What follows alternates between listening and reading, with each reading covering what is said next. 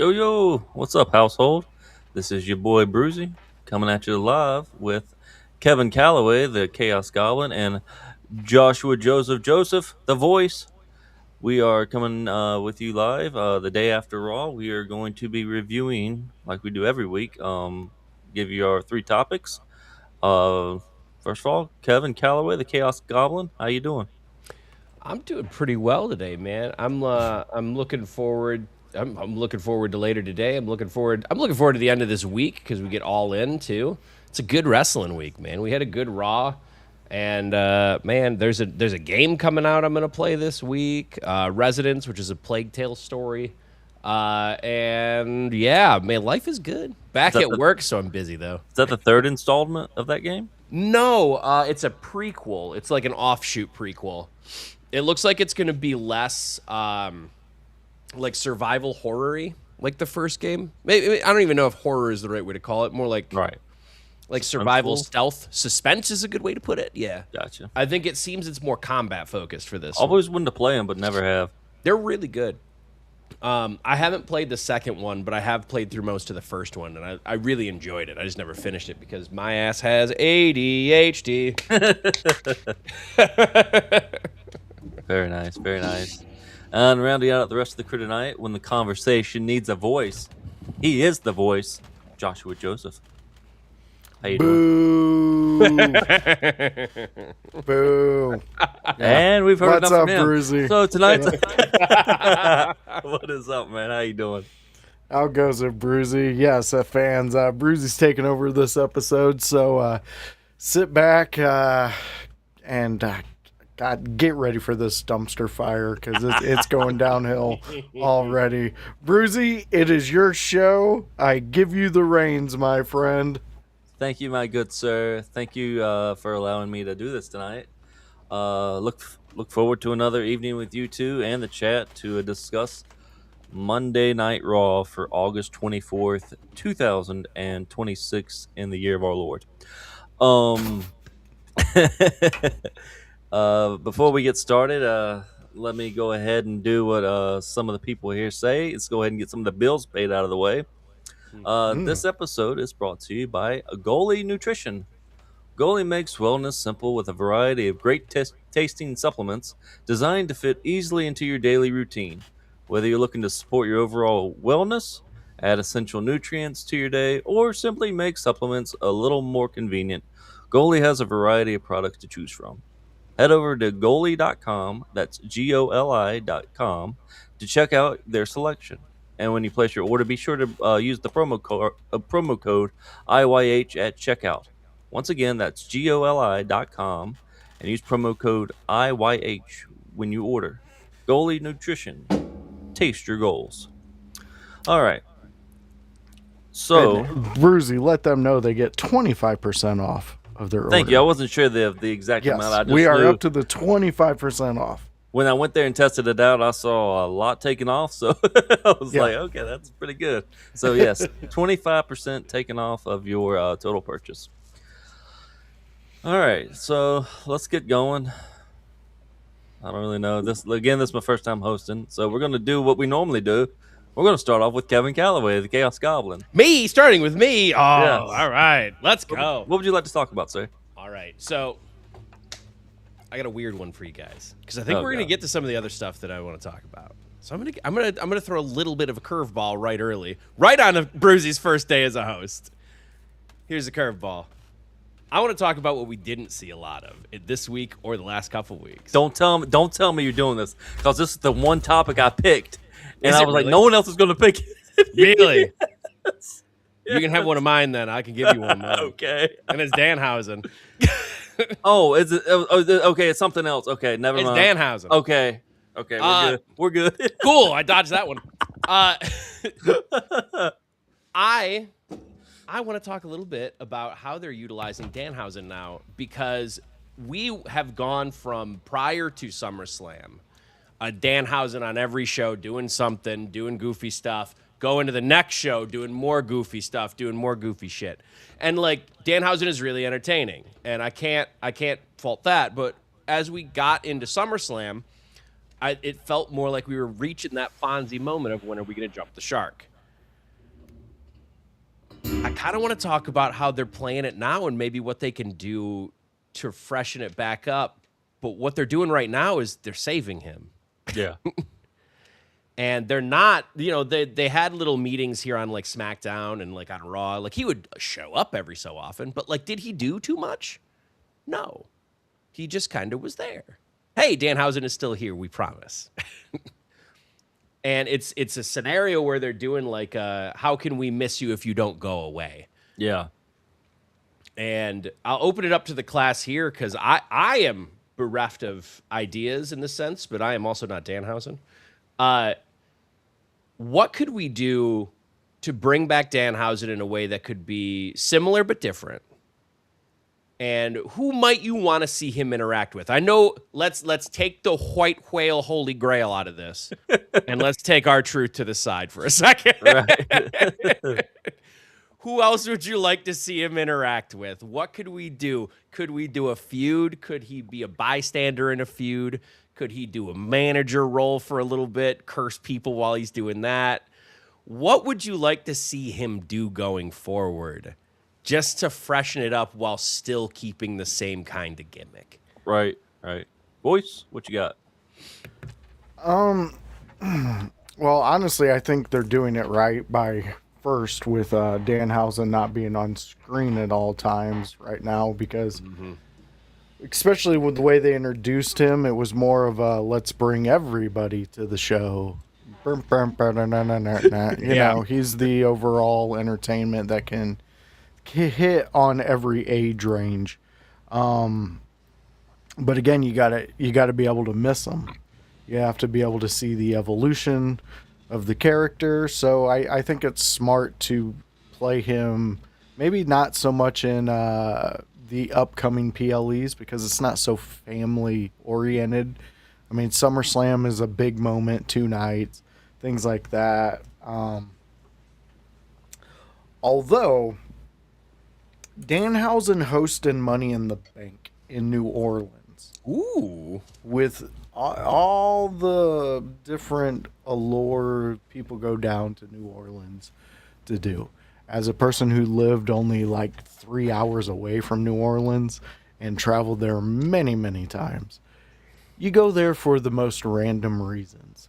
And a guy, a character, a entity like Danhausen, maybe you hold him off until then. And then he appears. He's down there. He's talking to somebody who maybe has a shop of a voodoo variety. Things like that. I mean, you're going into not only a match in which anything can happen. This is the match in which on any given Sunday you can be a champion. And when you have that many talents in there, you have a city in which is New Orleans that you're going to be at. Like, why wouldn't you play into the mythical creature you have riding the bench, going to the meet and greets, doing all those things? Because honestly, that's where his demand is right now, at the meet and greets. Yeah. You know, you're gonna get critics all day long on watching the product if you're throwing Danhausen out there all the time. Mm-hmm. So in the mindset of Paul Heyman, let's highlight what we do really well. And then what we don't do, let's put it in the dark. Put it in the shadows. Don't let anybody see it. So that's where I'm at. I don't know what I would want him to continue to do. I'm not sure on that one. Sure. And I think that's fair because he's to me, like even I was struggling to think about things to do with him. Not because like things won't work with him, but because his character is so unique. It's really tough for anyone outside of anyone named Danhausen to know how he would interact with people. Yeah. And I love hosting, actually. I think that would be really sick. I think that would be a really fun idea to keep him on screen, not put him in a feud, but like, here he is presenting things. Here's his blimp. Here's his Dragula cart. Here he comes down the ramp. Danhausen. Here's his parade. Yeah. Of Dan. I mean, it would be a Mardi Gras of Danhausen. Yes. That's what I was picturing. Yeah. I want a Mardi Gras Hausen. It's the little house. It's the mini Hausens. It's the dancer house because he brings out the cheerleader Hausens. Like that's a perfect time for them. Yeah. Like He's the little Hausen on the prairie. Bring him on. His wife can be center stage on a float. Fuck it. Like let's do all of it. Yeah. And I think that would be really, really, really fun. I love that idea, boys. Yeah. It's the perfect city to do it in, too. It is. Yeah. The pageantry of it alone. Yeah, you were talking about New Orleans and voodoo. Right when you say voodoo, the first thing I think of is Papa Shango. Could you imagine them two together getting Charles Wright back in that character just for that event and just being like, ooh, voodoo and cursing, let's do it. Yeah. But yeah, you were asking who you want to see him with. I really enjoyed him with the Miz, what they were doing. I don't know why that stopped. I do blame the LA crowd for why Danhausen isn't there right now because I'm sure I think they were in LA, they were somewhere in California. It was LA, yeah. Yeah, and it was like even Joe Hendry got a bad rep with that. I haven't seen them since, and it's like, well, it's not really their fault. It was just a bad segment. But I'll tell you one person I would like to see him with is Chelsea Green. I think those two together would be hilarious. It would give me vibes of Carmella and dude who got squashed by Braun Strowman. There's many. There was a lot. Dude missing his chin. James Ellsworth. Yeah, James Ellsworth. Yeah, they would give me vibes of like a modern day that, and I think that would be really hilarious. I could see that. I could see that. I think with Chelsea Green's current position, it might be difficult, only because they're building her back a bit away from the comedy and into more serious.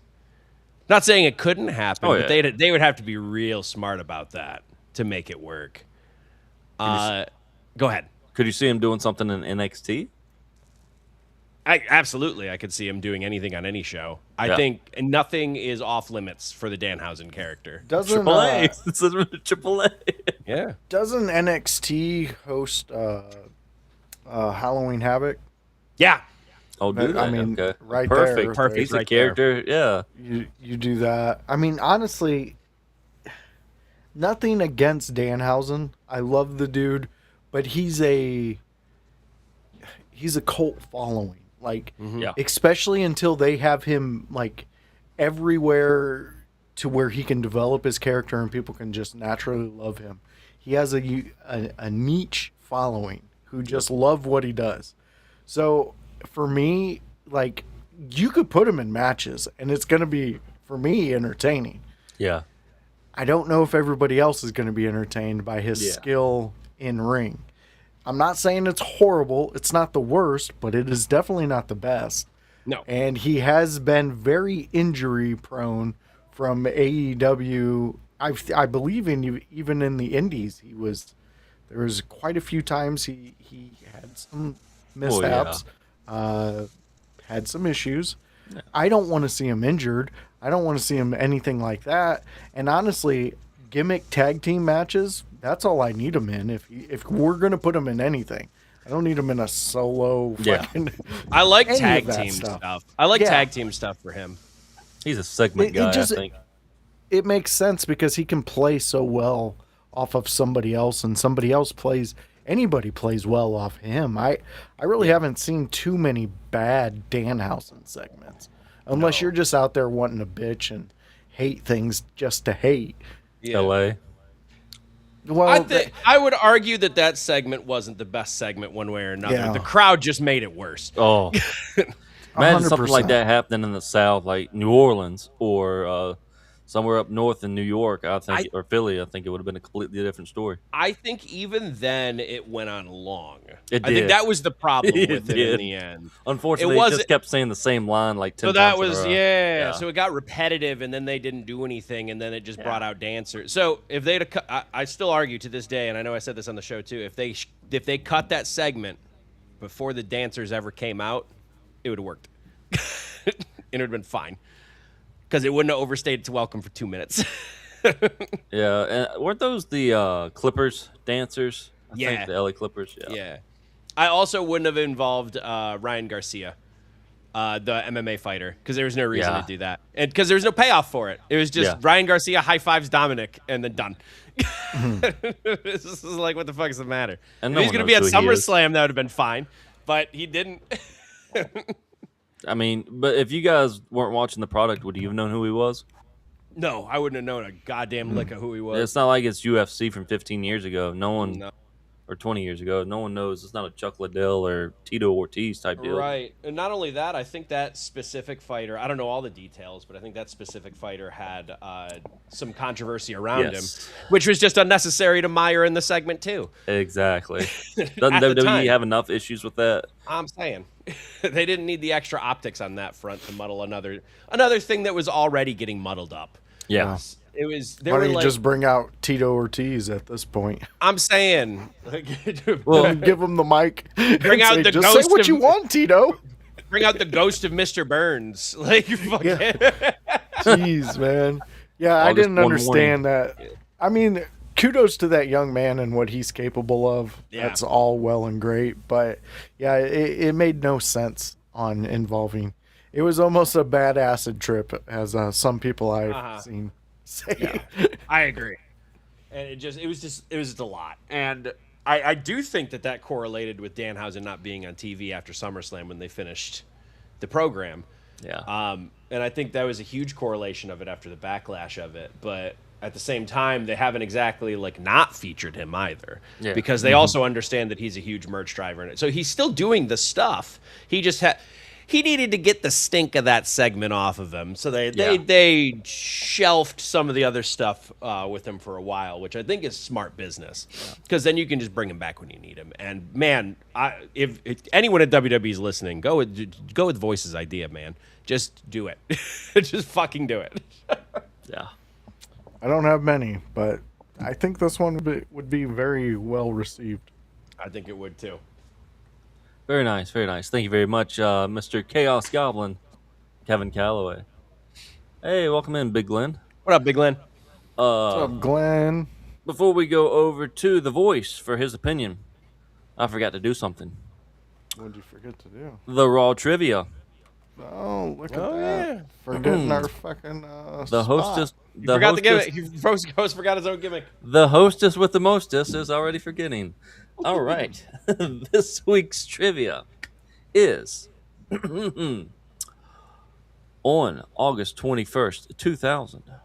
Monday Night Raw featured its first main event that was a women's championship match. Who competed in the historic match? Was it A, Trish Stratus versus Lita, B, Chyna versus Ivory, C, Lita versus Stephanie McMahon, or D, Jacqueline versus Stephanie McMahon? Let us know in the chat. And welcome in, Michael. You're not welcoming in, Michael.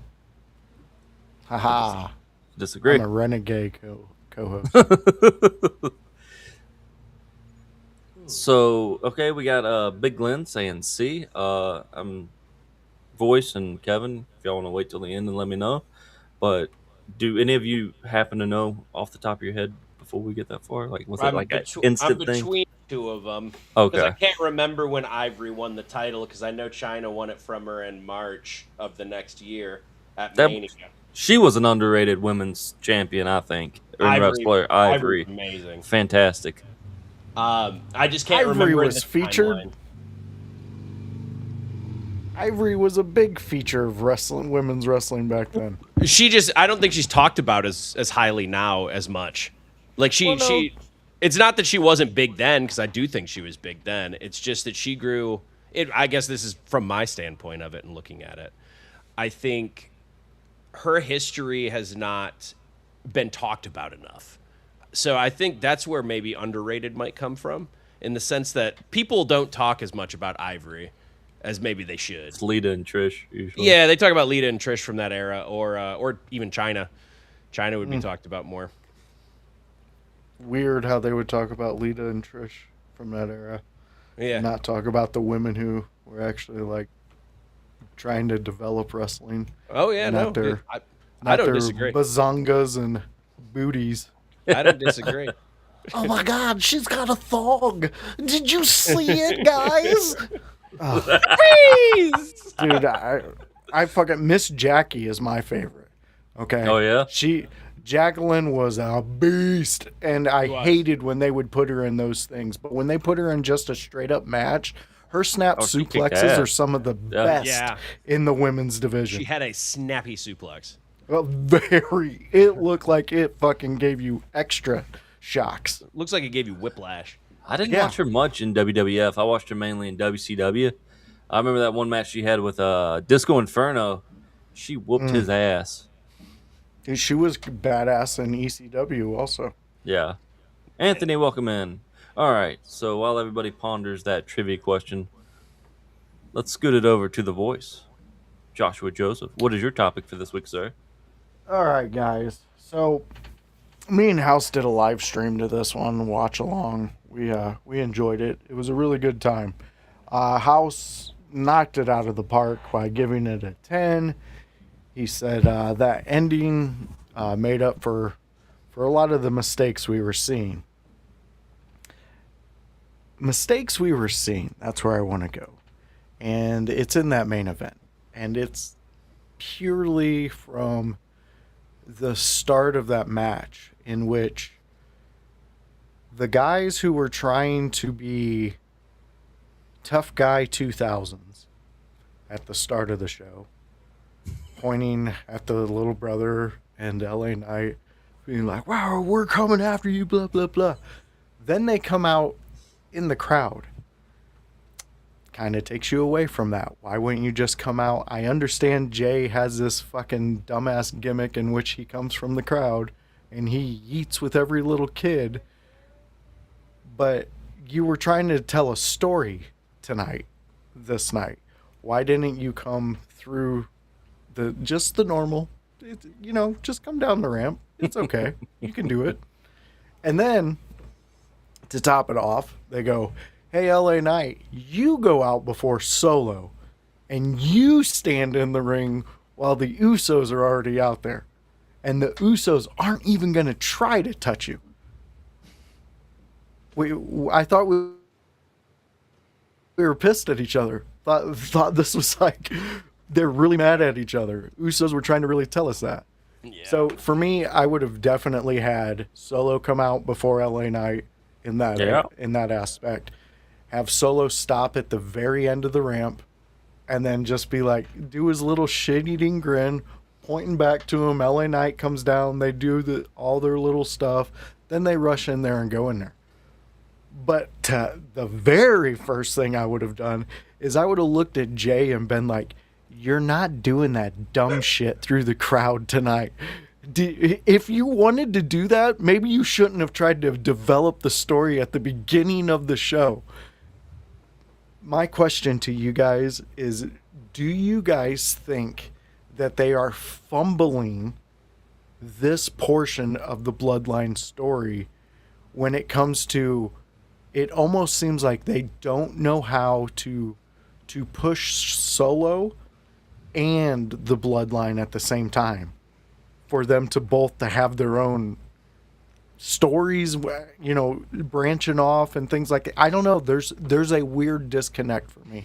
Are you guys seeing this? It's funny because I think actually one of our comments spoke to it the best, and that was the most recent one. That's Michael Devoir. He says, it's like you don't want to make the Bloodline heel, but they want them heel. It's going to get confusing and ruin the whole thing.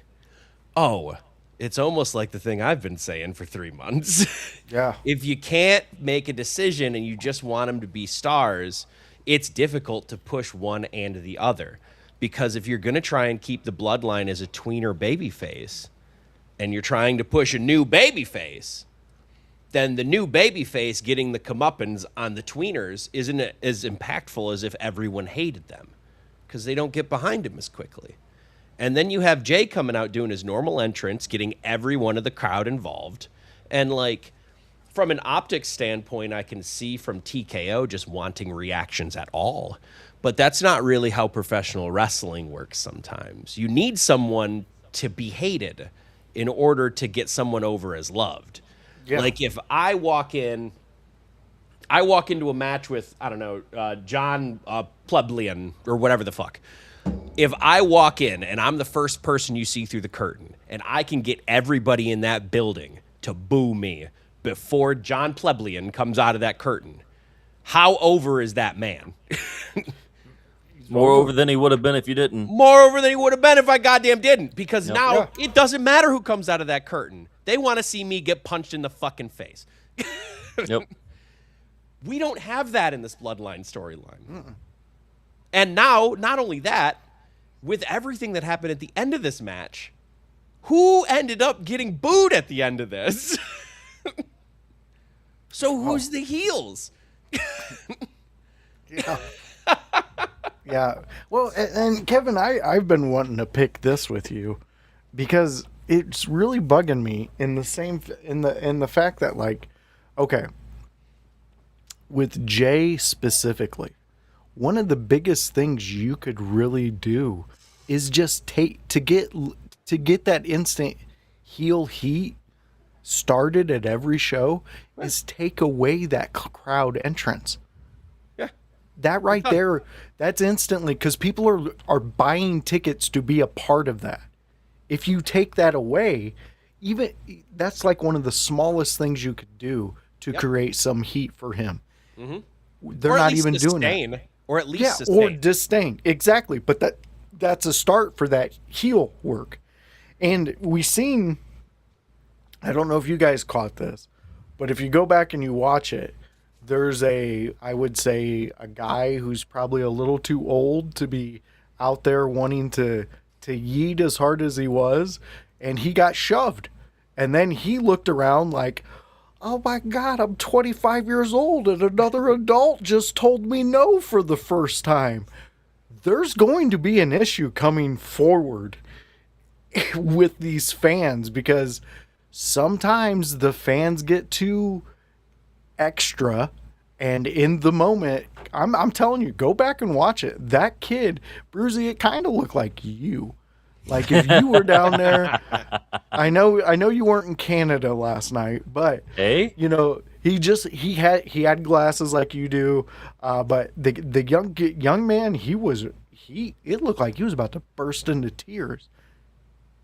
All because one of the security guards grabbed him away because he wanted to stand in front of Jay and Jimmy and yeet at them as they're trying to yeet. Like, so this is when they were coming down for the match. Okay. Yes, this is when they were coming down for the match. I honestly, something's got to change in those moments. If you're still trying to tell me that these guys are the bad guys and that I'm supposed to not like them because they're coming after their little brother who just wants to be a wrestler, he doesn't want to be anywhere near the family, you're doing a piss poor job in this one. For me, you make a good point about why are they coming down from the fans entrance? It's like they were already at the regular entrance. Why don't they just come down through there? Yeah, they didn't come out in the beginning segment out to the crowd. It wasn't even consistent. Right. I didn't think about that.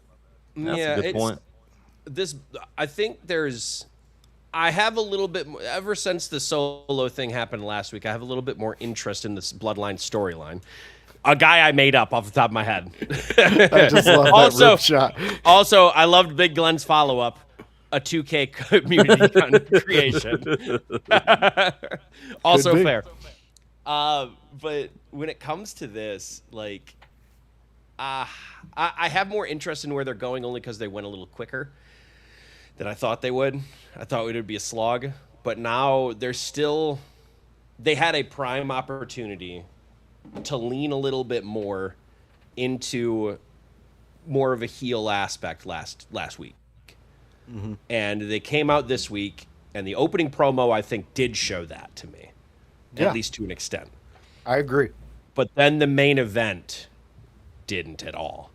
In no part of the booking, other than how I will say, to the Usos' credit, they worked heel. And they did I know they worked heel because I watched them cheat behind the ref's back, get extra shots in, and all of that stuff. They worked heel. And you could frame it as they worked smart because they're a tag team and they've been around for a long time. You could frame it that way, but traditionally that's heel work. You're doing something behind the ref's back. or you're getting in extra shots, unfair advantage, without being legal men within the match. Like, it wasn't a tag and then they had extra shit. But the problem more on that front was, you're right, Voice, the beginning and the end. Because none of that was framed that they were heels in any way. Because if you're coming down and you're yeeting with the crowd and you're getting the kids going, that's white meat fucking babyface shit. Yeah, that's babyface 101. That's about the most babyfaces get. Yeah. Shake kids' hands. Yeah. Boom, you're over. Yeah, it's like The Rock standing in front of people. No, actually, I use Cena. It's like Cena standing in front of people and waiting for everyone to do this with him. Like, that's white meat babyface shit, man. And it worked for Jay when he was, you know, a babyface, but it feels like they're going for something rougher and tougher, and it just doesn't feel rough and tough. But more importantly, I think, is the ending, because the ending to me, where OTM and Royce came out. And by the way, I love Royce and OTM together. I think they look monstrous.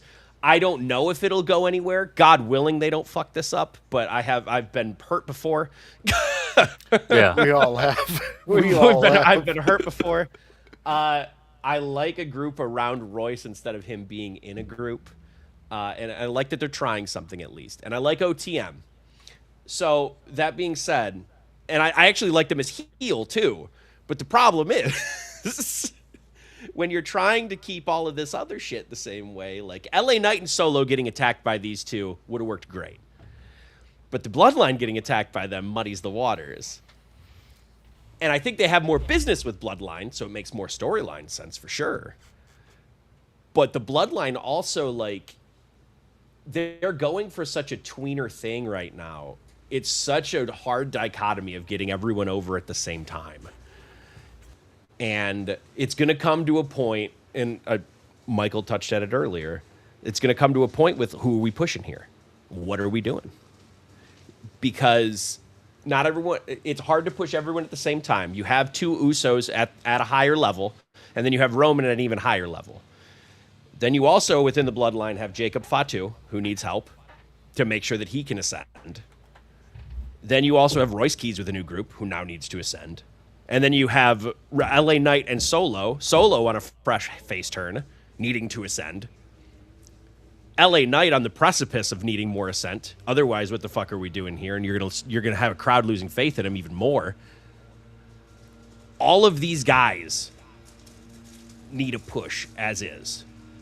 Like what they're trying to do in this, the chess match they're trying to play. It's gonna be tough to do it all at once. Someone is gonna get fucked out of this. And that's just kind of my 2 cents looking in. Yep. I don't know how it goes. Yeah. I'm not a goddamn crystal ball. I'm not a fortune teller. I don't know who it's going to work for and who it won't. I can tell you who's not going to get hurt, and that's Roman fucking Reigns. But as far as anybody else in this, any one of the other groups of people who are currently in a push or in their status could potentially be hurt by this. Usos are the least likely, because they can go back to being a tag team and getting put over, but it still could. Yeah. That's all I'm saying. And it's going to be, I will be interested to see what happens next. Almost morbidly rather than actual storyline. Well, you know what's great about that? So we watch next week and we'll find out even more. Yeah. That's what I love about wrestling. I think that's how this works. Yeah. You bring up both of you bring up good points. You're talking We know. Okay, Kevin brought up some good points. You were talking about the Usos being tweeners. I don't think they can pull off being a tweener. They either need to be heel or face, and neither one of them worked for me. But you were also talking about them coming down the entrance and yeeting and, getting the fans behind them. And that made me think, if you're a heel, wouldn't you kind of want to do that? You want to get them to buy your product so you get money. Boom. Another thing, Royce Keys, and again, I don't watch NXT, so is that the name OTM? OTM, yeah. Out the mud. Out the mud. Okay. Their whole thing is basically they came out of the hood in California, which is Okay. perfect to pair with Royce, by the way, in his Right, story. the Oakland During the yeah, floods. Yeah. Yeah. That's why they're out the I was gonna say they came from the mud shows I always hear about. Indy, baby. No, they're NIL athletes, actually. Oh wow. Yeah. Yeah, they're So legit. I thought Yeah. I thought Royce Keys was a big dude, and then I saw these two guys, and I'm like, holy hell, They these big. guys are huge. They big. I think they're former football. I want to say Yeah. they're former football. But yeah, so I don't know what, like you said, OTM and Royce, obvious heels at the end of the show. Solo and LA faces, and Solo being a face that I did not think would work, but is working extremely well because he's just hilarious and likable, unlike his brothers. And then you've got the bloodline, and it's like they're just stuck in between. And Royce and his crew, OTM, it seems like they are mainly going for the bloodlines, but there's some crossfire there, and he went after. Didn't something happen with them in Solo too? Was it or was it all Jacob? It was mostly Jacob. Okay. It could have. Solo was on his team for a few things. Okay. So yeah, he that's took right. out Yeah. he took out some anger there on LA Knight and Solo, despite them kind of aligning with him. Because I swear I heard Michael Cole say a couple weeks ago that he was going to be out for like 6 months. Yeah, And it looks like that I'm was a sure they swerve. did say that. Yeah. Yeah. And they're like, oh, swerve. My Perfect. guess is the angle that they're going to do, as far as Royce is concerned, is Royce is already mad at the bloodline. That seems obvious, but Yeah. the way that they'll frame it with the other two being attacked is probably going to be somewhere along the lines of, "You didn't come help me. I thought we were on the same page, so I found people who were instead." I wouldn't be shocked if they went that way, Yeah. because Royce got annihilated post match from Yep. Jacob. At any point, LA Knight and Solo could have came out and helped, but they didn't. Exactly. True. Yeah, and that's going to be a big point That'll be a talking of this point. group. Yeah, and I think it works very well. This was honestly, we can say that Royce and OTM are the heels, but to me, if you're a team that comes in and whoever you're going up against is the top family, the top faction, and let's say it's a team like the Bloodline, in which the guy who holds the world title is barely ever there, the two yahoos that are down there in his place are running around doing dumbass fucking promos. Doing whatever they and then, want. Yeah, and then yeeting with the crowd. And How then dare you got you. one guy who everybody wants to see. They have him in pre-taped video packages. Yeah. What the fuck are we doing? So I think the OTM and Royce could come in, do all this destruction, even LA Knight and Solo taking some of those shots. They could come in as a babyface to save Raw from the bloodline. Yeah. I would also argue along those lines. I think you're onto something there, Voice, because who was wronged in this scenario? Royce. Royce, because Royce was annihilated by Jacob Fatu. And I'd wondered about that. I was Injured. like, why isn't anybody helping him when that was going on? He got injured, he got knocked out, he got destroyed, he got basically stretchered out. Yeah. And you're telling me this guy now is a bad guy because he decided to go and find guys and get revenge. Because that's a babyface story Yeah. to me. Yeah, that I can't buy that he's a heel on this one. True. Very true. I didn't think of that. If anything, to me, if we could frame it this way, and this is just, I wish. I Yeah. don't think it's gonna go that way. I wish we would have the straight heels of the bloodline, trying to rule over everything. Family, family, family. Evil Vin Diesel. Cool. You have all of that. Then you have LA Knight and Solo. Pure baby faces. Clearly have the crowd behind them. Cool. You know who the tweeners are in this scenario to me then? Who? Royce and OTM. Yeah. Because they have legitimate gripes and they have legitimate issues when it comes to Bloodline. So they attack Bloodline. But because they're so damn mad, They Right. are so up in arms and they can't trust anybody. They will also take out baby faces. They don't care. Think like less mercenary style APA. I can get with that. I'm also getting early Sting Crow vibes when You he would. didn't know, when WCW was like, which side's he on, and then he's like, well, he didn't trust anybody. But Anthony, on that point, I don't think there's really bitterness from Royce. He's trying to get comeuppance. Bitterness is different. Bitter is like jealousy to me. If he was jealous of their stuff and he was coveting their title, that would be heel behavior to me.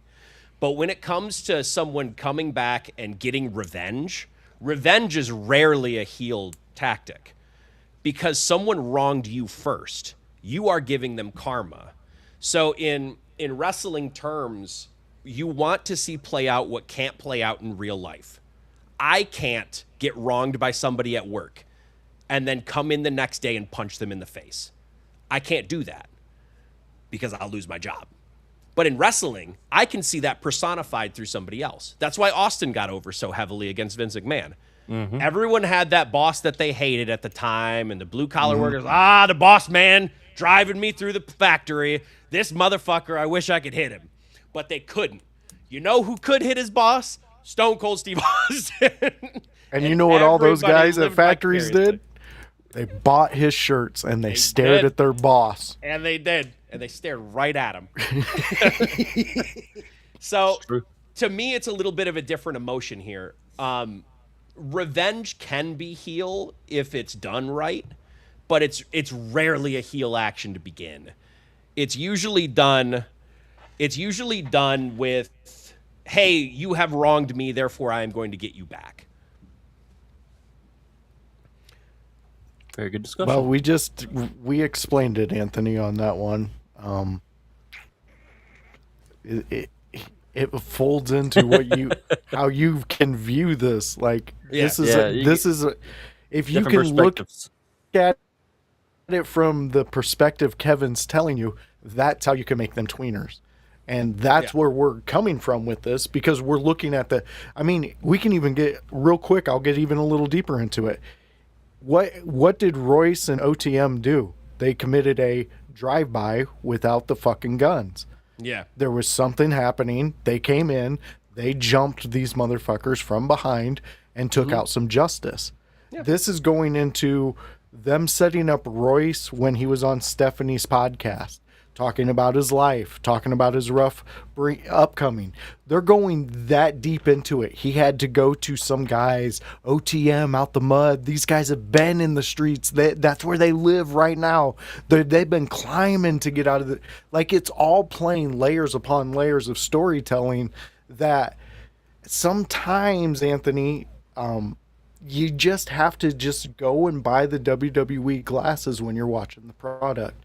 And I know it can be frustrating. Trust me. We get frustrated too. But when we all get in a group like this and discuss it, you can kind of see these things that we're talking about.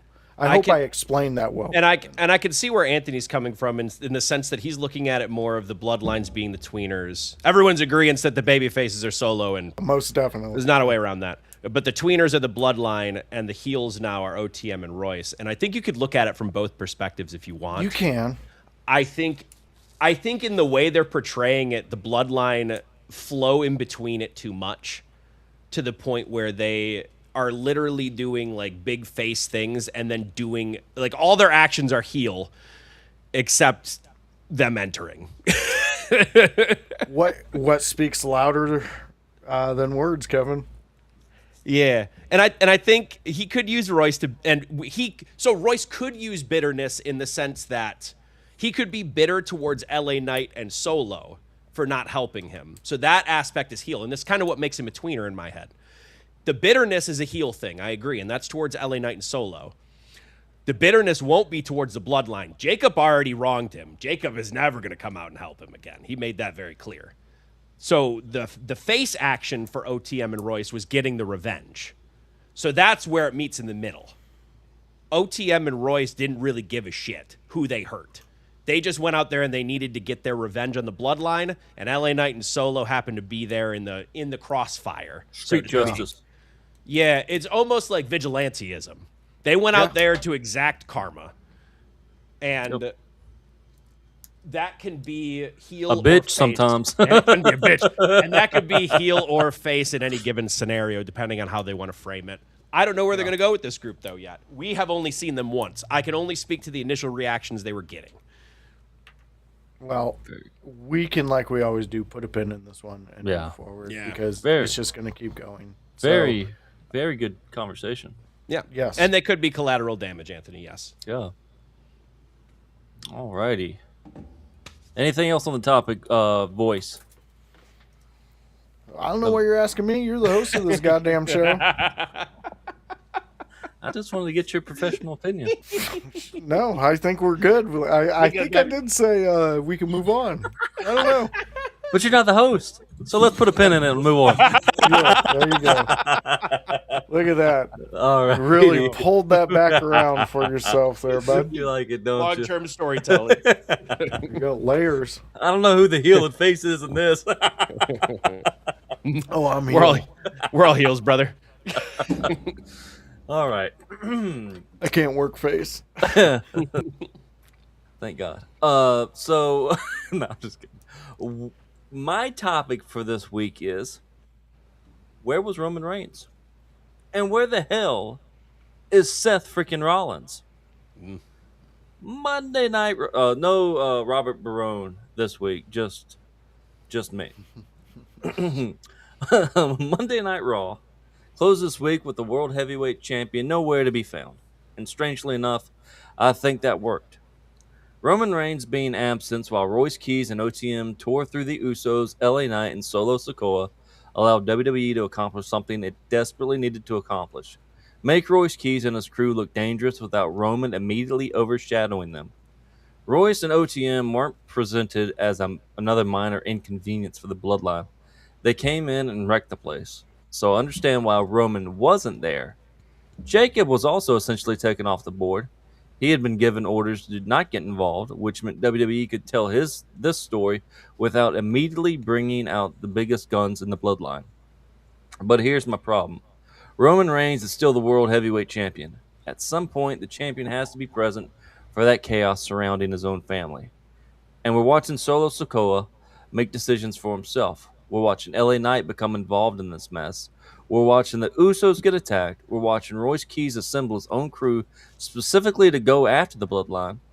And the man supposedly sitting at the head of the table wasn't even in the building.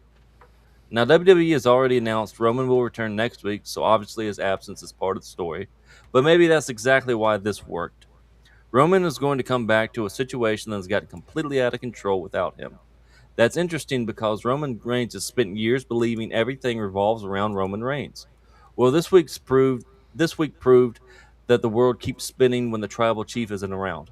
And when he comes back, he's going to find the bloodline that looks a whole lot different than the one he left. But Roman isn't even my biggest question. Where the hell is Seth Rollins? Because now we're more than 3 weeks removed from SummerSlam. Roman Reigns finally did what he'd been trying to do for years. He beat Seth Rollins. Not only did he beat him, he beat him in the main event of SummerSlam and retained the World Heavyweight Championship.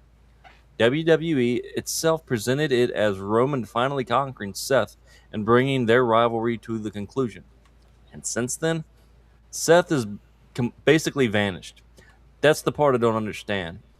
If you're telling me that Seth lost his biggest match of his career and now he's disappeared because that loss broke him mentally, then tell me that story. Give me a 30-second video. Show me Seth sitting at home. Have Michael Cole tell us somebody's heard from him. Have Adam Pearce say Seth hasn't returned his calls. Give me something. Because this wasn't just another loss. Seth Rollins spent years being the one man Roman Reigns couldn't truly conquer. Roman's obsession with finally beating Seth was one of the central themes heading into SummerSlam. Then Roman finally beat him. That should have consequences for both men. Roman walked out still champion. What happened to Seth? Maybe this is intentional. Maybe Seth eventually returns as a completely different version of himself for the 10th time. Maybe losing to Roman finally forces Seth Rollins to figure out who Seth Rollins actually is when he's no longer defined by being the man Roman Reigns couldn't beat. If that's where we're going, I'm interested. But right now, WWE has two of the biggest stars on Monday Night Raw and spent this week's show without either one of them. Roman's absence actually helped Monday's main event, in my opinion. Seth's absence needs to start meaning something because Roman Reigns finally defeated Seth Rollins at SummerSlam. Now, I want WWE to answer the question they created when that match ended. What happens to Seth Rollins when Roman Reigns finally beats him? Comments, questions, concerns? Yeah, it's weird that Rollins just kind of ghosted. Though at the same time, with a high-profile loss, it is one of those times in wrestling where if someone goes away right after a high-profile loss, I think you can get away with it. That being said, I think the Roman part is even more intriguing to me because I think you're right in your analysis. It's very clear that this iteration of Bloodline business, like Roman was around a lot during the other Bloodline runs. He was there week to week doing things. It isn't seeming that way now. And we got through the summer of Roman, and he didn't have a match on Raw once. He only did pay-per-view matches. Yeah. Got the Brock Lesnar treatment. And it was a lot of him coming out, chewing the scenery like he was in a movie, and then leaving. And it set up a lot of things, sure, in the sense that now in his wake of not being here, we are getting more chaos. We are getting more things in the bloodline. I am curious now in what you're saying. I am curious when the bloodline starts to look at Roman as an absentee leader, because it should happen at some point, right? Especially from Fatu. Especially from Jacob.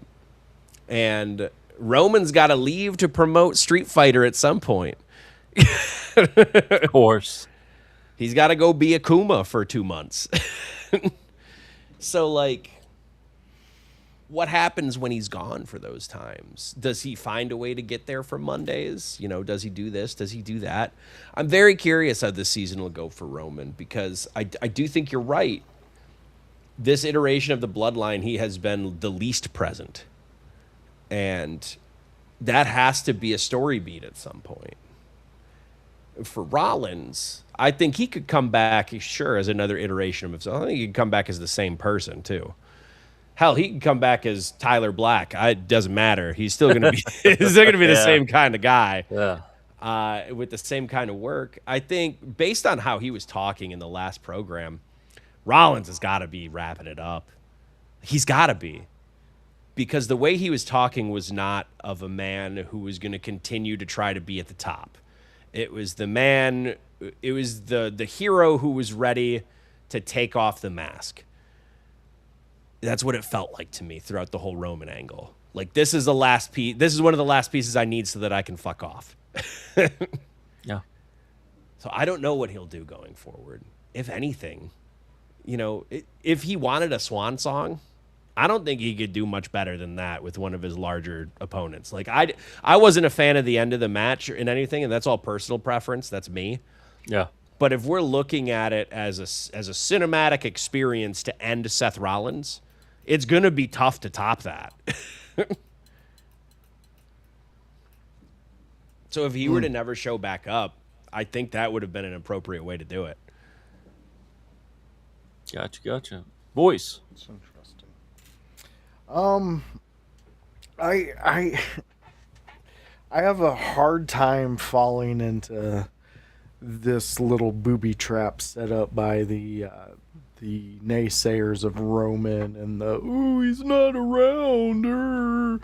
You do realize that entire Monday Night Raw, two of the best matches were stipulations that involved a photo of a tournament with Roman at the end of that tournament.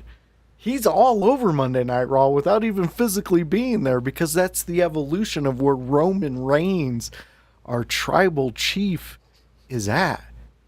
He has no time for all these little nonsense appearances. He has time for you to earn your spot in a tournament in which he is the prize. Facing him is the prize at the end. That is how far they have built this man to. He is Caesar before Rome fell. He is all of that because they have built him to that, and he plays it well. I think that's where a lot of people get lost in. Roman Reigns plays this character well. And what WWE has done over the past couple years of building him up and building this family up and making it interesting, it is paying off. And for some reason, people still click onto their little keyboards and they're like, me. We're having amazing storytelling going on. Yes, would it be awesome to have our champion every week? Yeah, but guess what? That's not the champion we have. That's not the story they've been telling. Like if I was in WWE productions or creative, I'd be sitting there with a gun in my mouth most of the time and being like, what the fuck, man? We give them what they want. They get all pissed off and then they get on the little keyboards and then they bitch about it. We don't give them what they want. Then they get on the little keyboards and bitch. What the fuck is going on? Like, that's where I would be at with this shit. I mean, because... And I'm not saying it's, the guys that we have here, because we have great discussions and stuff like this. But, I mean, come on. We're getting comments like, in our opinions, if John Cena had to cheat to break the Ric Flair's record, does that mean he's really not the GOAT? No. What are we talking about? Ric Flair cheated in every match. I would argue every one of Ric Flair's titles would be vacated then. Exactly. So if we're going by that logic, Ric Flair's nothing to talk about. So what are we doing? Like, they're doing such good storytelling that it's getting people that invested. This is Austin. This is the Taker. This is Taker in the Ministry abducting people and fucking doing all this weird shit to people and everybody buying into at the time. This is keeping a sense of kayfabe alive. And I know that right now there's a big thing going on with Jack Vaughn out there talking about, is kayfabe dead? I mean, he's been talking about it quite a while, but it seems to pick up again this week. So I don't know, man. I love where they're at. Seth, if he comes back and he wrestles, great. If he doesn't, we've watched one of the greatest to ever do it. He's entertaining. He showed us everything that he could possibly do in a ring. It took Roman Reigns this long to finally beat Seth Rollins. Look at him and look at Roman. Like, that's impressive. I don't want it to be. I want him in some form or fashion with the WWE. But at the end of the day, dude, I'm loving where they're at with this. I gave this one a 9. This was a 9 for me. And like I said, House gave it a 10. He absolutely loved the out the mud and Royce Keys moment, because this is why, guys. It answered that question. What are they going to do with Royce Keys that we all had? Mm-hmm. Every last one on this network had that question. What are they going to do with Royce after this match? What are they going to do after this feud? We found out, and it looks pretty exciting. Yeah. I would say I would give this episode a 9 as well. I enjoyed all the things that they did. I enjoyed how they put everything in. Do I have gripes here or there with long-term stuff? And am I questioning some of those decisions? Absolutely. Yeah. Do I still have my own personal Roman fatigue? Oh, yeah. Oh, yeah. But you and me both, brother. But I won't disagree that Roman is a large star, and the way that they're phrasing him is the Brock Lesnar treatment. And it's let's make sure that his matches are meaningful and that people are getting there. And the story behind him, and he has said this every single time he gets to the ring, is you have to earn a shot at him. So you aren't wrong. You aren't wrong. And them doing a cruiserweight tournament, I think, is a really good way to do that without him having to be there. And you're right, his graphic is still present. He is still visible on Raw without being on Raw. I think more of where I'm curious where they go, not like concerned, but curious, is not necessarily how he's featured on Raw, but more his absenteeism in regards to the bloodline. Like, what is a group without their leader? Is that question that could get answered through story purposes. And I think that might get more interesting over time. I'm not looking at his absence going to Street Fighter, going to promote as a guaranteed bad thing. Because I know quite a few people will think about it that way. I think that the way that they're planning this is he's going to be absenteeism, and then shit's going to go down while he's gone, and he's going to come back, and then more shit's going to go down, and that's when the group turns on him. And that's when somebody turns on him. I don't know. Okay. It could be Jay fucking Uso at this point. Because there was that moment in the summer that we thought, ooh, maybe. But I think it's more likely going to be Jacob Fatu. And he's going to get fed up with it, trying to lead around these Usos who are goddamn vigilantes in their own right, doing whatever the fuck they want. Dude, I could actually see a point if this, I love where you're talking about with that, because I could want to see that, because I think this could set up to where it's not Jacob, but Jacob goes because he's watching what Haku's doing, and he goes and grabs Haku to have him lead while Roman's out. I don't know.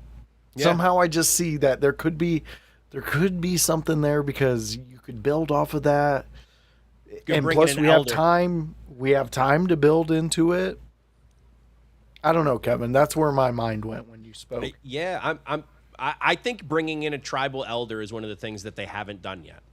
And I think that would be really interesting. Fun. And I think that would be really fun. And there's fucking so many of them. Let's bring in some of them before more pass away. Like, come on.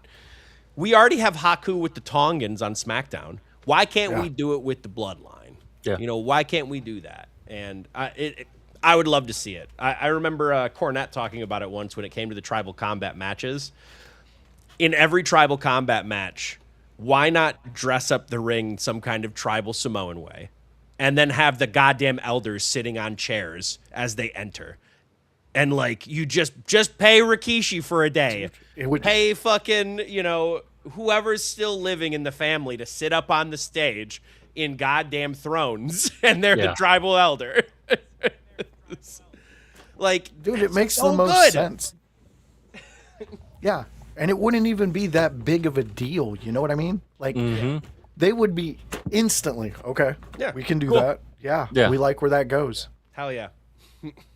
Most definitely. Great talking points. Was it great? Let's put a pin in it. There you go. But no, this was another great episode of Raw, and another great episode of the Raw review with In Your Howse. Especially thanks to Kevin and myself. And the voice. But yeah, you guys are talking about rating a 9 out of a 10. I think the past 2 weeks have been great. I think the opening segments in both weeks have been great, and the closing segments have been fantastic. And you got that middle with the cruiserweight action going on, and then of course Oba and Braun Breaker. That's a whole other story, and it's just like, I think it's been great. I got back into wrestling at a good time. I wish Braun's promo made more sense as a small aside. Because for him to look Oba in the face, just quick aside before we end the show. Yeah. I wish Braun didn't have to look someone in the face and say, What? You beat Brock Lesnar? Like, you think that's a big deal? Like, yeah, motherfucker, that is a big deal. I was waiting for him to say that. Yeah. You have no leg to stand on. I love what Opa said what back do you about mean? his chances go down drastically. Yeah. I was like, oh, here we go, Steiner, man. Let's go. Anyway, go ahead. But yeah, no, you're good. Yeah, we're going to put a pin in it for this episode of In Your Howse, the Raw review on the Tuesday after Raw. Let's go ahead and get some plugs in here. Kevin, where can people reach you, and what can people see you doing around 8 o'clock this evening? As always, you can follow me at Kevin Kalloway on Facebook, Kalloway Kevin on Instagram. You can see blog posts up on iyh.com, www.inyourhowse.com. I will have a new one this week after taking 2 weeks off to prepare through my school year. So I will have one written and up on Friday, probably more like afternoon time instead of morning, because I'm not on summer break anymore. No. I know. Rough days. You can also catch me at twitch.tv/Kevin Kalloway Pro. And as the Bruise Cruise himself alluded to, you can catch me 30 minutes after this show finishes right on that Twitch channel, right on my Facebook, right on the IYH Facebook, right on the IYH Twitch, where you can find all of it.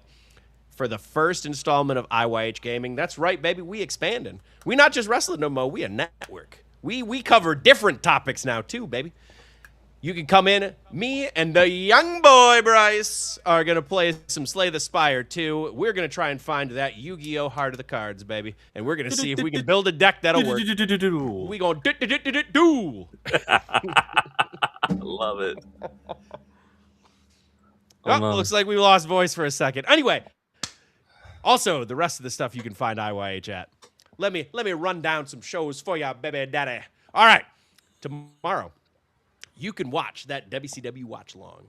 And you can join House and Voice to make sure you catch up on all those past episodes that you could possibly have. Here comes Voice again. I already told him about the WCW watch long. You want to pick it up from here, Voice? All right. So, yeah, if you're into that's a cool thing. Thank you for protecting us. Much like NordVPN, Kevin. Oh, my God. You do know that they're out there protecting everything that we could possibly do. Yeah. And, I can't believe that your server would kick you off. Do you have your VPN on? I did not. And that's my fault. Brother. That's my not Nord wearing my jock strap. See, I protected you like NordVPN, but you should have just had NordVPN on in the first place. Hey, but man, if you out there and you need to, sail the Atlantic, maybe you need to sail the Pacific, maybe you need to sail the Indian, maybe the Arctic, any of those oceans with a particular black sail and a skull, you need to try out some NordVPN, baby. Like, it'll take you anywhere you want to go. You can be in Germany while also technically in Indiana. That would work. You could also go to Japan while still being in California. It could take your computer anywhere you want it to go, baby. Anywhere, all around the world. And you can get anything you need to while streaming from there, while going to any site from there. Who knows? If you're in Australia, maybe something's blocked, so you need to go somewhere else, and you can watch something from there. Maybe something America didn't want you to see. So now you got to all of a sudden travel across the border with your computer, and you need to go to Canada. Because now you can watch it from Canada. You can see whatever you need to see. Man, I can't speak enough about NordVPN and how they can take your computer on many magnificent rides for the low price of... Well, fans, you can go and check that out. Why don't you hop over to inyourhowse.com/NordVPN for the 75% off. And 75. I believe we are up to now 4 free months extra. Ooh. And to get that NordVPN, you just go to our website, click that link, or you type in NordVPN /InYourHowse for that promo code. That's gonna save you some money. 75% off. Like if we're talking 75% off, that can't be more than $10 to protect your computer and to take it wherever you want. I'm thinking, I say 10, it could be less, brother. I don't even know. Well, they're gonna have to click that link to find out. They're gonna have to click and get that protection that everybody's talking about through NordVPN. And if you're into AEW Dynamite, I know the fuck I am. I love about it. I talk about it every week with two guys. One, he's really the oldest man on the internet. He is OG Tony, and he has candy, not butterscotch. He told us he doesn't like the butterscotch. It's other candies. No Vans.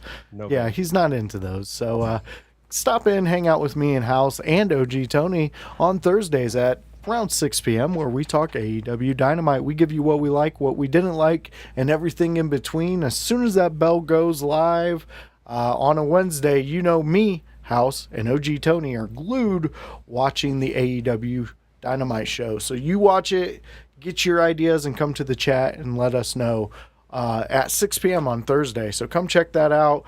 Go check out the website, www.inyourhowse.com. It's a fun little project we've done with that one, and it's grown. It's actually a nice looking website. Yeah, it's looking good. Yeah, so go check that out. We're really moving. This year coming up. Yeah, it's getting big. There's a lot of plans for fans to possibly be meeting up at the Squared Circle Expo. There's been talks of Bruzzi coming up there for us. Gonzo's team is getting a table. So there could be a chance of us having 3 tables, Kevin, in one room that have the In Your House logo on it somewhere. Ooh. So yeah, we're really building up, fans. We're really trying to give you guys some new, exciting content. And honestly, I was talking to House today. Who do you guys know that does the content we do 6 days a week new? Oh, there's that one In Your House. Yeah. Us. Yeah. I don't know any other one. So that's something to put on our hats. And we just got after the streams yesterday, I checked the Facebook. Eve Mux, their Facebook page, wants to feature our content to try to entice people to start going over to their platform, which can only benefit us, benefit you guys in the grand scheme of things, because there's discounts in those. If you use certain things, you say our name during your sign up, we get discounts, you get discounts, everybody wins. And there's more Everybody gets shows. a free discount. Yeah, and I mean, look where we're at, Kevin. You're doing a gaming show after this. Yeah. So fucking A, doggy. And we let this little fucking, I don't know what you are, Bruzzi. I haven't figured it out yet. Yeah. Oh, Yeah. me? Oh, yeah. Watch I don't your know either. Robert? You had it. Robert? You had a great first hosting of a show. Thank you. That's fun. You know, this wasn't like a big test, but it was a test to see if you would even be interested in hosting your own shows on the network. So everything is being moving forward. You know, we're gonna be seeing what's possible. And Bruzzi, we're happy that you're along for the ride. Kevin, of course, you know we've had way too many discussions about it. Many. You fans, you know, Fighting's one. You're out there being a nice guy today. Ribshot was being nice. Ribshot actually said this was wild. He said this about Monday Night Raw, that this was one that kind of kept his interest. So, and that's been a long time since he's had one keep his interest. So we gotta love that. So fans, thank you guys so much for joining us, and joining us specifically for the first ever Bruzzi hosted episode. Bruzzi, why don't you take us out? I would like to take us out. Let's finish up with the Raw trivia. There we go. What are your answers, guys, for the first women's championship match? I'm going with C. On the main event. I'm going So with you're going C. with Lita versus Stephanie. I'm going McMahon. Lita and Steph. I think I don't think Ivory had the title yet. Hey, what's up, Bryce? Yeah, I'm going C too. You guys would be correct. It was Lita versus Trish. I mean, not Lita versus Trish. Lita versus Steph. Sorry. Yes. Oh, come on, man. China, because China and Ivory would have been the match at Mania, and Ivory won the title, I think, from Lita sometime in October, because she held it for a little bit before she lost it. Yeah. Because she was in Right to Censor at the time. Yeah. I just happened to be scrolling through YouTube Shorts, and someone had a video up of it. I was like, oh, I didn't know that. That would be a good trivia. That's a really good question. So, yeah. I was surprised. I was like, that was okay. That you was messed it up at the end. I learned from the voice. Demerits for the wrong name. In that match on the outside corners, do you know who was in each corner? There were 2 people in each. Ooh, one was Trips for Stephanie. Triple H, and who was fighting for the affection of Stephanie? Chris Jericho. Kurt Angle. It's Kurt. Kurt Angle. It was Kurt. And then on the other side was Rock and Austin. Yeah. What were they doing? Touching each other? They were trying to fuck Lita. with Triple H. Was it? I think the Hardys were out there too. I think everybody was out there trying to help Lita, and Lita ended up winning it. I was about to say, I think that's when Lita won the title. They featured it. That would make sense. They feature it in the main because they had all of the main event guys surrounding the ring. During this large, like, whole scale war against the Helmsley McMahon stuff. And then, Yeah, and then Lita gets that big win for a huge pop at the end of the show. I mean, Do you think when they were standing out there, Matt looked at Jeff and he's like, "Hey man, everybody really likes Lita. Isn't that really cool?" It's like Mark Miro and Sable. And one fun little technicality here. Lita had actually been a part of the Raw main event a few weeks earlier on July 31st, 2000, teaming with The Rock against Triple H and Trish Stratus. So on the 21st is specifically the first women's championships main event. But Lita had been there a few weeks earlier, so that's pretty cool. Hey, Bruzzi. Yeah. Future, you only get one trivia question per night. That was a side tidbit. That wasn't a trivia. Tidbits, whatever you want to call them. Listen, $1. there was nothing. I haven't been told anything about tidbits. Can't be part of the damn thing. You're a tidbit. I want Timbits. What? All right, let's get out of here. Let's get out of here so Kevin can do his new show. So yeah, and don't forget you can reach me on twitch.tv/Bruzzi. I'm also on TikTok at the Retro Recluse. And I also have my own printing business at PiedmontIndustrialPrint.com. Also on Facebook. So if you need any merchandise, anything, you know what to do. And don't forget, watch us next week. We'll be back. And also that Pope and Con Man thing was really awesome.